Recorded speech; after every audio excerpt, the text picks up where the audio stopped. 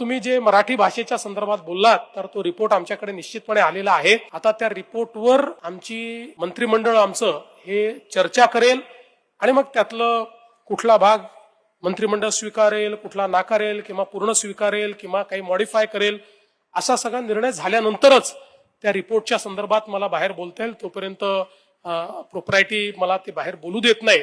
पण मी एवढंच सांगतो की पहिल्या दिवशीपासनं आमचा प्रयत्न हा कुठेही मराठी विरुद्ध हिंदी, मराठी विरुद्ध इंग्रजी असा नाही.